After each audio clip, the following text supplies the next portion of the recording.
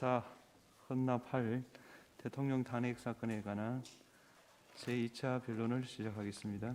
존경하는 헌법재판소 재판관님들께, 국회 소추위원, 국회 법제사법위원회 위원장 정청래입니다. 대한민국은 법치국가이고 모든 법의 으뜸은 헌법입니다. 대한민국 헌법 130개 조항을 압축 요약해 놓은 헌법 전문에서 불의한간 4.19 민주 이념을 계승한다고 되어 있습니다. 이는 사실상 5.16 군사 쿠데타를 불의한 것으로 규정해 헌법 정신에서 탄핵하고 있습니다. 대한민국의 주인은 국민입니다. 헌법은 제1조에서 대한민국은 민주공화국이고 대한민국의 주권은 국민에게 있고 모든 권력은 국민으로부터 나온다고 주권제민의 정신을 선언하고 있습니다. 국민의 것은 국민의 것입니다. 국민으로부터 위임받은 권력이 위헌, 위법적으로 국민 위에서 군림할 수는 없습니다. 헌법수호의 파수꾼 헌법재판관님, 2024년 12월 3일 아침은 평범했습니다. 대한민국 수도 서울의 기온은 영하 2도였습니다. 국민들은 늘 그렇듯이 출근을 서두르고 있었고 그날 아침 뉴스 헤드라인은 명태균 핸드폰 행방 논란이었습니다. 세계 방산 매출 100대 기업에 우리 기업 4곳이 포함됐고 대한민국 한강 작가의 노벨 문학상 수상 관련 좋은 소식도 있었습니다. 미국 바이든 정부의 우크라이나 군사 지원 뉴스는 있었지만 휴전선 전방은 조용했고 어떤 국민들도 군사적 위협을 느끼지 않은 평온한 하루였습니다. 그렇지만 재판관님들도 보셨듯이 그날의 밤은 평온하지 않았습니다. 비상계엄 선포 소식을 접한 수많은 국민들은 설마 가짜 뉴스일 거라고 생각했습니다. 그러나 너무나 비현실적이었던 계엄 선포는 엄연한 현실이었습니다. 피청구인 윤석열은 2024년 12월 3일 비상계엄 선포 긴급 담화문에서 국회는 범죄자 집단이 소굴이 되었고 자유민주주의 체제 전복을 기도하고 있고 국회가 자유민주주의 체제를 붕괴시키는 괴물이 된 것 같다. 대한민국이 당장 무너져도 이상하지 않을 정도로 풍전등화의 운명에 처해 있다. 우리 국민의 자유와 행복을 약탈하고 있는 파렴치한 종북 반국가 세력들을 일거에 척결하고 자유헌정 질서를 지키기 위해 비상계엄을 선포한다고 했습니다. 이 궤변을 누가 믿겠습니까? 대한민국 국민들 누가 봐도 당장 무너져도 이상하지 않을 정도의 대한민국은 결코 아니었습니다. 피청구인 윤석열의 12월 3일 비상계엄 선포 이후 대한민국은 혼란에 빠졌고 대한민국 전체가 몸살을 앓고 있습니다. 12월 3일 내란의 밤부터 민주주의의 나라 대한민국의 국격은 실추되었고 경제의 적, 불확실성이 해소되지 않으면서 국민들은 한 달 넘게 불안과 공포에 휩싸여 내란성 불면증에 시달리고 있습니다. 국민들의 저항과 국회의 신속한 대응으로 비상계엄이라는 독재 시도가 수포로 돌아간 후에도 피청구인은 망상에 근거한 자신의 경거망동을 반성하기는커녕 수사에 응하지도 않았고 법원이 발부한 체포영장의 집행도 막무가내로 거부했습니다. 이것은 대한민국의 사법체계를 뿌리채 부정하는 것입니다. 소추위원 이전에 국민의 한 사람으로서 이런 사람이 대한민국 국정의 최고 책임자 자리에 있었다는 것이 참으로 참담합니다. 이 탄핵 심판은 이런 사람을 군 통수권을 행사하는 자리로 다시 복귀시킬 것인지 말 것인지를 결정하는 재판입니다. 그 결론이 어떠해야 하는지는 너무도 자명합니다만 피청구인의 폭거로 빚어진 국가적 혼란 상태가 하루빨리 종식되어야 하므로 신속한 심리를 간곡히 요청드립니다. 헌법 수호 최고의 보루이신 헌법재판관님, 대한민국 국가 경쟁력은 바로 국민입니다. 국민들은 위대합니다. 비상계엄을 소식을 듣자마자 달려나온 국민들께서 국회 본청까지 쳐들어온 계엄군을 막아서고 장갑차 앞에서 온몸으로 저항했습니다. 국민들이 국회의원들의 본청 출입을 도왔습니다. 이처럼 국민들께서 골든타임을 확보해 주신 덕분에 국회의원들이 계엄 해제 요구안을 통과시킬 수 있었습니다. 오늘날 대한민국이 전 세계의 부러움을 받을 정도로 정치, 경제, 그리고 문화적으로 우뚝 서게 된 것은 한국 현대사를 치열하게 살아내신 우리 선조들과 현재를 살아가는 우리들의 합작품입니다. 이토록 자랑스러운 대한민국을 하루아침에 전 세계 웃음거리로 만든 것이 피청구인의 비상계엄 선포였습니다. 그러나 민주주의를 지켜내려는 국민들의 열망으로 피청구인의 독재 기도를 막아낼 수 있었고, 세계는 다시 대한민국 민주주의의 놀라운 회복력에 주목하고 있습니다. 이 모든 것이 국민들 덕분입니다. 국민 여러분들께 진심으로 감사드립니다. 존경하는 헌법재판관님, 피청구인은 헌법 제69조에 따라 나는 헌법을 준수하고 국가를 보위하겠다는 선서를 하고 대통령에 취임했습니다. 그러나 피청구인은 헌법을 수호하기는커녕 헌법을 유린했습니다. 대한민국의 헌법과 민주적 시스템을 송두리째 무너뜨리려 했던 피청구인 윤석열을 왜 파면해야 하는지 그 이유를 말씀드리겠습니다. 첫째, 피청구인 윤석열은 계엄의 조건을 위반했습니다. 헌법 제77조 제1항에 대통령은 전시사변 또는 이에 준하는 국가 비상사태에 있어서 병력으로서 군사상의 필요에 응하거나 공공의 안정질서를 유지할 필요가 있을 때에는 법률이 정하는 바에 의하여 계엄을 선포할 수 있다고 되어 있습니다. 대한민국은 전시 상황도 국가 비상사태도 아니었고 병력으로서 공공의 안정질서를 유지할 만큼 혼란도 없었습니다. 같은 내용을 규정하고 있는 계엄법 제2조 2항도 동시에 위반했습니다. 둘째, 피청구인 윤석열은 계엄 선포의 절차를 위반했습니다. 계엄법 제2조 제5항은 대통령이 계엄을 선포한 때는 국무회의의 심의를 거쳐야 한다. 제6항, 국방부 장관 또는 행정안전부 장관은 국무총리를 거쳐 대통령에게 계엄의 선포를 건의할 수 있다고 되어 있고, 헌법 제82조는 대통령의 국법상 행위는 문서로서 하며 이 문서에는 국무총리와 관계 국무위원이 부서한다. 군사에 관한 것도 또한 같다고 되어 있습니다. 현재까지 국무위원들의 증언에 따르면 형식과 절차에 따른 정상적인 국무회의는 없었고 현재로서는 국무회의 문서도 부존재해 보입니다. 이처럼 피청구인이 선포한 비상계엄은 내용에 앞서 절차 면에서도 전혀 헌법과 계엄법을 따르지 않았습니다. 셋째, 국회는 비상계엄이나 어떤 경우라도 침탈할 수 없음에도 불구하고 위헌 위법하게 침탈해 국회의 기능을 마비시키려 했습니다. 헌법 제77조 제5항에는 국회가 제적의원 과반수의 찬성으로 계엄의 해제를 요구한 때에는 대통령은 이를 해제하여야 한다고 되어 있습니다. 비상계엄을 해제할 수 있는 곳은 유일하게 국회입니다. 이런 국회의 권한과 권능을 방해하려고 국회를 무장병력으로 봉쇄하려 했습니다. 이는 명백한 국헌문란 행위 내란입니다.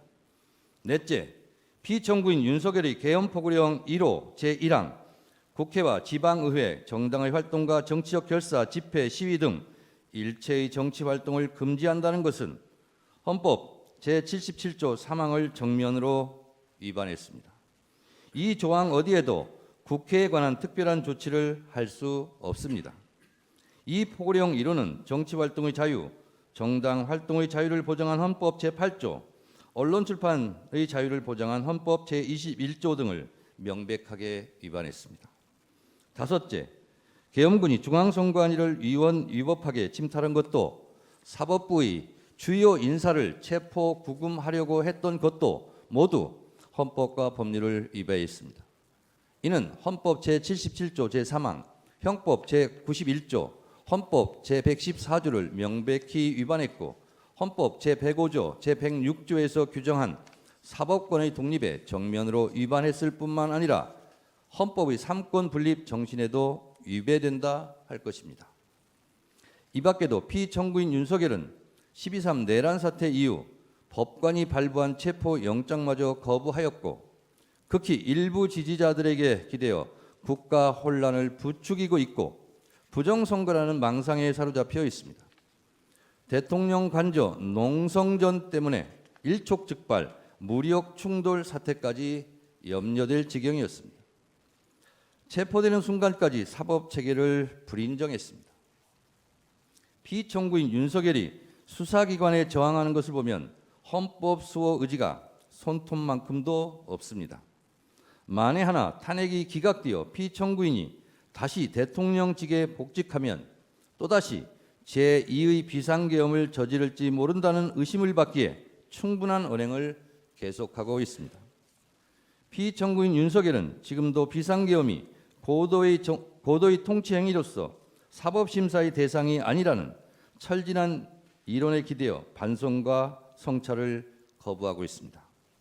피청구인 윤석열은 아직도 자신이 무슨 잘못을 했는지 모르고 있을 뿐만 아니라 계엄과 독재 시도를 정당화시키려는 궤변을 늘어놓고 있습니다. 그를 파면함으로써 하루빨리 대한민국을 정상으로 돌려놓아야 합니다. 위헌 위법한 비상계엄을 선포하여 피로써 지켜온 헌법을 총칼로 파괴하려 했던 피청구인 윤석열을 파면함으로써 얻을 헌법 수호의 이익이 여타의 손실보다 압도적으로 크다 할 것입니다. 프랑스 소설가 알베르 까미는 어제의 범죄를 벌하지 않는 것은 내일의 범죄에 용기를 주는 것과 똑같이 어리석은 것이다 라고 일갈한 바 있습니다. 아울러 지연된 정의는 정의가 아닙니다. 자랑스러운 대한민국 민주주의 역사의 여정에서 돌출된 헌법의 적, 민주주의 적이 다시는 준동하지 못하도록 만장일치로 신속하게 피청구인 윤석열을 파면해 주시기를 바랍니다. 존경하는 헌법재판관님들의 현명한 판결을 기대합니다. 끝까지 경청해 주셔서 감사합니다. 안녕하십니까. 청구인 측 대리인 김진환 변호사입니다. 2024 헌납할 대통령 윤석열 탄핵 심판 사건의 피청구인에 대한 탄핵 소추 사유 및 그 위헌 위법성을 쟁점별로 살펴보겠습니다. 우선 서론입니다. 탄핵 소추 의결서에 있는 소추 사유에는 비상계엄 선포 행위와 국헌 문란 행위가 있습니다. 사실상 비상계엄 선포 행위 역시 국헌 문란 행위이기 때문에 다음에 5가지 국헌 문란 행위가 소추 사유가 되겠습니다. 첫 번째, 비상계엄 선포 행위. 두 번째, 국회 봉쇄 및 침입 행위. 세 번째, 군 병력에 의한 중앙선거관리위원회 침입 행위 및 압수 행위. 네 번째, 계엄 포고령 선포 행위. 다섯 번째, 법관들에 대한 체포 구금 지시 행위. 구체적인 쟁점에 들어가기에 앞서서 국헌 문란 행위는 왜 중대한 헌법 위반 행위인가에 관해서 말씀드리겠습니다. 사람들은 국가 권력이 필요합니다. 국가 권력이 없으면 우리와 가족들의 생명과 자유, 재산이 모두 위태롭습니다. 그래서 사람들은 국가를 세웠고 국가 권력을 만들었습니다. 근데 국가 권력 자체도 본질적으로 내재적으로 위험성을 가지고 있습니다. 국가가 갖고 있는 자의적 성질, 이기적 성질, 폭력적 성질로 인해서 많은 사람들이 국가 권력에 의해서 희생당한 사례, 자유가 침해당한 사례, 우리 인류 역사에서 수없이 많습니다. 그래서 사람들은 수백 년에 걸친 싸움과 갈등 속에서 새로운 지혜를 깨닫고 만들어낸 것이 헌법과 권력 통제 시스템입니다. 권력을 한 사람에게 집중시키지 않고 한 국가 기관에 집중시키지 않고 여러 기관에게 배분해서 서로 견제하고 통제하도록 하는 것. 그 권력 견제와 통제, 균형과 조화의 톱니바퀴가 바로 헌정 질서이고 그 헌정 질서를 침범하는 것이 바로 국헌 문란 행위입니다. 따라서 국헌 문란 행위는 단순히 국가기관을 침범하는 행위가 아닙니다. 바로 이 권력 견제와 균형의 시스템 자체를 파괴하는 행위가 국헌 문란 행위이고 국헌 문란 행위가 중대한 헌법 위반인 것은 바로 그 시스템이 지키려고 하는 우리들의 생명과 자유, 안전을 침해하는 행위이기 때문입니다. 구체적인 소추 사유를 그 위헌 위법성과 함께 검토해 보겠습니다. 우선 첫 번째로 비상계엄 선포 행위입니다. 12.3 비상계엄 선포 행위는 헌법에 정한 요건과 절차를 전혀 준수하지 않은 위헌적 비상계엄입니다. 우선 실체적 위헌성에 관해서 보겠습니다. 민주공화국에서 독재 정치는 허용되지 않습니다. 하지만 비상시에 독재 정치와 유사한 권력 집중을 허용하는 것이 법과 제도로서 독재와 유사한 정치를 허용하는 것이 바로 비상계엄입니다. 따라서 헌법 77조에서는 그 위험한 비상계엄 선포를 엄격하게 요건을 규정함으로써 통제하고 있습니다. 첫 번째가 전시, 사변 또는 이에 준하는 국가 비상사태의 존재이고, 두 번째가 병력으로서만 공공의 안녕 질서를 유지할 수 있을 것이라는 요건입니다. 12.3 비상계엄 선포 당시 이와 같은 요건이 전혀 충족되지 않았음은 모든 국민들이 다 알고 있습니다. 피청구인은 주장합니다. 국가 긴급권 발동의 요건은 대통령이 자유재량으로 결정할 수 있는 것이다. 하지만 헌법재판소는 1996년 긴급 재정 명령에 관한 사건에서 다음과 같이 판시했습니다. 국가 긴급권 발동의 요건 판단은 대통령의 자유재량이 아니다. 객관적으로 대통령의 판단을 정당화할 수 있는 정도의 위기 상황이 존재해야 한다라고 판시했습니다. 12월 3일은 입법, 행정, 사법, 우리 사회 질서 모든 것이 정상적으로 작동하고 있는 그러한 평범한 날이었습니다. 헌법상, 계엄법상 전혀 요건을 갖추지 못한 비상계엄 선포였음을 모든 국민들이 다 알고 있고, 피청구인이 그와 같은 위헌적인 비상계엄을 빌미로 국회에 군대를 침투시켜서 국회 회의를 방해했던 장면은 모든 국민들이 TV 생중계를 통해서 목도한 공지의 사실입니다.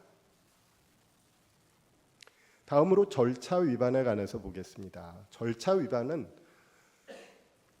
단지 대통령의 권한 행사를 하는 방식의 위반의 문제가 아닙니다. 그것은 행정부 내의 절차적 통제, 행정부 내의 권력 통제에 관한 법들을 준수하지 않은 것입니다. 중요한 헌법상 절차 위반만 살펴보기로 하겠습니다. 우선 국무회의 심의 절차를 위반했습니다. 헌법에는 대통령이 중요 정책을 결정함에 있어서 대통령의 자의적 결정이나 독선적 결정을 방지하기 위해서 국무회의 심의 절차를 두고 있습니다. 특히 헌법 88조 1항과 89조 제5호에서는 계엄 선포를 국무회의의 필수적인 심의 사항으로 명시하고 있습니다. 12월 3일 국무회의와 유사한 회의가 대통령실에서 열리긴 했습니다. 하지만 국무총리를 비롯한 국무위원들은 그 회의가 정상적인 국무회의가 아니었음을 모두 인정하고 있습니다. 대통령은 일방적으로 비상계엄 선포를 통지했고, 대화 도중 갑자기 자리를 떠나서 생방송으로 비상계엄을 선포했습니다. 회의나 대화 내용을 기록한 정상적인 회의록도 존재하지 않습니다. 다음으로 국법상 행위인 문서주의와 부서원칙 위반에 관해서 보겠습니다. 이것도 역시 행정부 내의 권력 통제 장치라고 할 수 있는 것입니다. 헌법 82조는 대통령의 국법상 행위는 문서로서 해야 하고 국무총리와 관계 국무위원이 부서해야 한다고 규정하고 있습니다. 피청구인은 12월 3일 비상계엄을 선포하면서 문서의 형식으로 하지 않았고, 국무총리와 관계 국무위원들의 부서도 존재하지 않습니다. 헌법 82조의 문서주의, 부서제도를 위반하였음이 명백합니다. 다음으로 세 번째 절차 위반으로 계엄 선포 시 지체 없는 국회 통고 의무 위반에 관해서 보겠습니다. 헌법 77조 제4항에서는 대통령이 계엄을 선포할 때 지체 없이 국회에 통고할 의무를 규정하고 있습니다. 이것은 국회가 계엄을 통제할 수 있는 권한, 즉 계엄 해제 요구 결의를 할 수 있도록 그것이 가능하도록 하는 절차입니다. 피청구인은 국회에 대한 통고 의무를 전혀 이행하지 않았고 오히려 경찰력을 동원해서 국회의원들이 국회에 들어가지 못하도록 막았고 병력을 동원해서 국회에서 회의를 하고 있는 국회의원들을 끌어내려고 했습니다. 피청구인의 비상계엄 선포 후 국회 통고 의무 위반은 중대한 헌법 절차 위반입니다. 결국 피청구인의 12.3 비상계엄 선포는 헌법상 요건과 절차 중 어느 하나도 준수하지 않은 위헌적인 비상계엄 선포였습니다. 다음 두 번째 국헌문란 행위로서 국회 봉쇄 및 침입 행위에 관해서 보겠습니다. 피청구인은 계엄 해제 요구 결의를 하고 있는 국회를 공격했습니다. 첫 번째, 경찰을 통해서 국회의원들의 국회 진입을 막았고 또한 군을 투입해서 본회의장 안에서 계엄 해제 요구 결의를 하고 있는 국회의원들을 강제로 끌어내려고 했습니다. 대통령의 비상계엄 선포는 헌법의 모든 원칙과 구조를 파괴할 수 있는 가장 무서운 권한 행사입니다. 그런데 이를 견제할 수 있는 유일한 헌법적인 수단은 국회의 계엄 해제 요구권 단 하나밖에 없습니다. 그런데 대통령은 바로 그 계엄 해제권을 파괴하려 한 것입니다. 권력 견제의 헌법 장치를 파괴하려고 한 피청구인의 행위는 국헌문란 행위입니다. 만일 국회가 피청구인의 방해 행위로 인해서 계엄 해제 의결에 실패했다고 한다면 지금 이 시기에 대한민국에는 독재 정치 또는 군정 통치가 도래해 있을 것입니다. 이것은 명백한 헌법 파괴 행위입니다. 다음으로 국회의원들에 대한 체포 지시에 관해서 보겠습니다. 피청구인은 국회의장과 야당 대표 등 자신에 반대하는 정치 인사들에 대한 체포 및 구금 지시를 했습니다. 헌법 44조 1항에는 회기 중 국회의원의 불체포 특권을 규정하고 있습니다. 더 나아가서 계엄법 13조에서는 회기 중이 아니다 하더라도 계엄 중에는 국회의원의 불체포 특권을 보장하고 있습니다. 피청구인의 행위는 헌법 44조, 계엄법 13조의 불체포 특권의 규정을 정면으로 위반한 행위입니다. 더욱이 피청구인의 국회의장, 국회의원 등에 대한 체포 지시 행위가 국회의 계엄 해제 요구 결의를 차단하기 위한 목적이었다고 한다면 그것은 더욱 중대한 위헌 행위입니다. 이것은 자유민주적 기본 질서를 침해하는 행위이며 대의민주주의 원칙에 정면으로 반하는 행위입니다. 다음으로 세 번째 국헌문란 행위인 중앙선거관리위원회의 침입 행위의 위헌성에 관해 보겠습니다. 피청구인은 중앙선거관리위원회에 군대를 침투시켜서 선거관리 서버 및 직원 휴대폰 등을 압수수색하였고 직원들에 대한 체포 구금 계획까지 세웠습니다. 중앙선거관리위원회는 헌법상 독립된 헌법기관입니다. 다른 권력기관, 특히 행정부의 부당한 선거 간섭을 제도적으로 배제한다는 의미에서 독립된 헌법기관으로 설립한 것입니다. 이처럼 비상계엄 하에서도 특별한 조치를 할 수 있는 독립된 헌법기관을 침해한 행위는 헌법 77조 3항과 114조에 위반하는 행위입니다. 다음으로 직원의 휴대전화 압수 행위에 관해서 보겠습니다. 피청구인은 12월 3일 비상계엄 선포 직후에 병력을 선거관리위원회에 침투시켜서 당일 당직을 쓰고 있던 직원들을 제압하고 그들의 휴대전화를 압수했습니다. 이 휴대전화 압수는 당직자들이 외부나 상급자에게 연락하여 도움을 요청하지 못하도록 한 행위라고 할 것입니다. 이것은 헌법 영장주의 위반이고 신체의 자유 침해이며 통신의 자유 침해인 동시에 선거관리위원회의 독립성에 대한 침해라고 할 것입니다. 다음으로 네 번째 국헌문란 행위인 포고령 제1호의 위헌 위법성에 관해서 보겠습니다.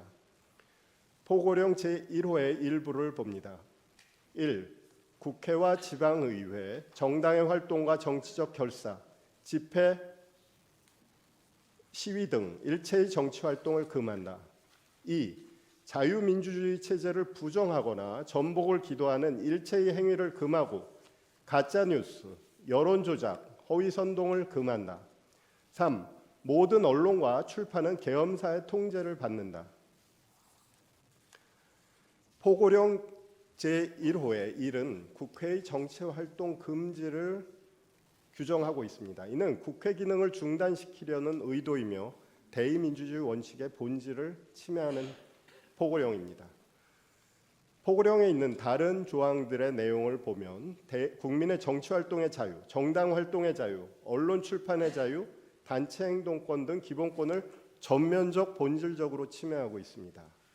이것은 계엄 선포 이후에 국민의 반대와 저항을 예측하고 그 반대와 저항을 억압하기 위한 목적으로 만들어진 포고령이라고 하겠습니다. 자유민주적 기본질서의 핵심은 정치적 반대파의 보호입니다. 포고령 내용에는 정치적 반대파를 반국가 세력으로 정의하고 반국가 세력으로 몰아서 제거하려고 합니다. 이것은 자유민주적 기본질서를 폐지하고 독재를 선언하는 것과 다름없다고 할 것입니다. 포고령 1호의 내용은 이미 비상계엄 자체가 위헌이기 때문에 위헌적입니다. 하지만 가사 적법하고 정당한 비상계엄 선포였다고 하더라도 그 내용이 기본권과 자유민주적 기본질서를 본질적으로 침해하는 내용이기에 위헌적인 포고령입니다. 마지막으로 사법부 주요 인사에 대한 체포 구금 지시의 위헌성에 관해서 보겠습니다. 피청구인은 아무런 근거나 범죄 혐의도 없이 전직 대법원장을 비롯한 전 현직 법관에 대한 체포 구금을 지시합니다. 헌법은 제105조, 106조에서 대법관과 법관의 신분을 보장하고 있습니다. 헌법상 법관의 신분 보장은 단지 법관 개인의 신분 보장이 아닙니다. 그것은 사법권 독립의 보장이고 권력 분립 원칙의 보장이며 법치주의 원칙의 가장 기본적인 전제입니다. 그럼에도 불구하고 피청구인은 이와 같은 헌법의 명령을 정면으로 위배한 반헌법적인 행위를 한 것입니다. 또한 이와 같은 사법부 주요 인사에 대한 체포 구금 지시로 인해서 공정한 재판이 방해되고 공정한 재판이 위축된다고 하면 모든 국민들의 공정한 재판을 받을 권리마저도 침해되는 것입니다. 피청구인의 헌법 위반 행위의 중대성에 관해서 보겠습니다. 헌법재판소는 두 번의 대통령 탄핵 심판 사건에서 헌법이나 법률 위배의 중대성 판단 기준을 선언한 바 있습니다. 그것은 대통령을 임기 중 파면할 정도로 첫 번째, 법 위배 행위가 헌법 수호의 관점에서 중대한 의미를 가지는 경우, 두 번째, 대통령의 법 위배 행위를 통해서 국민의 신임을 중대하게 배반한 경우라는 기준입니다. 먼저 첫 번째, 법 위반의 중대성에 관한 사항을 보겠습니다. 앞서 본 바와 같이 피청구인은 절차와 요건을 전혀 갖추지 않은 비상계엄 선포를 했고 계엄 해제 결의 중인 국회에 대한 공격 행위를 했습니다. 이것은 법치국가 원칙에 대한 전면적인 공격 행위라고 할 것이고 이것만으로도 중대한 헌법 위반 행위이며 이것으로 독재 정치를 선포한 것과 다름없는 행위입니다. 또한 그 밖에 열거한 국헌문란 행위들, 이 모든 것들은 자유민주적 기본 질서, 권력 분립의 원칙, 법치국가 원칙에 반하고 대통령의 헌법 수호 의무에 위반되는 헌정 파괴 행위입니다. 다음으로 국민들의 신임에 대한 배신에 대해서 보겠습니다. 앞서 살펴본 피청구인의 법 위반 행위, 헌법 위반 행위, 그것으로 이미 국민들의 신임에 대한 심각한 배신 행위를 한 피청구인은 거기에서 그치지 않았습니다. 피청구인은 헌법을 준수하고 보호할 의무를 선서한 대통령입니다. 그럼에도 불구하고 현재까지 헌정 질서 침해 행위를 반성하지 않고 있으며 오히려 국민을 분열시키는 음모론에 기초한 반헌법적인 주장을 하고 있습니다. 또한 위헌적인 비상계엄과 모든 국헌문란 행위들을 정당화하려고 시도하고 있습니다. 피청구인에게는 대한민국의 헌법 수호 의지가 전혀 없습니다. 따라서 대통령으로서 국정을 담당할 자격이 없다고 할 것입니다. 헌법 수호의 필요성의 관점을 살펴보겠습니다. 피청구인은 매우 위험합니다. 만에 하나 이 사건 탄핵 심판 청구가 기각돼서 피청구인이 대통령 직무에 복귀한다면 과연 피청구인이 어떤 위헌적인 행위를 할 것인지 전혀 예측 가능하지 않습니다. 그래서 많은 국민들이 불안해하고 있습니다. 만일 피청구인의 헌정 파괴 행위를 받아들이고 그리하여서 피청구인을 파면하지 않는다고 한다면 이를 본보기로 삼은 미래 독재자를 키워내는 결과가 될 것입니다. 피청구인은 우리 국민이 가까스로 이룩해 놓은 대한민국의 민주주의 헌정 질서를 50년 이전으로 후퇴시켰습니다. 그는 민주공화국을 배신하였습니다.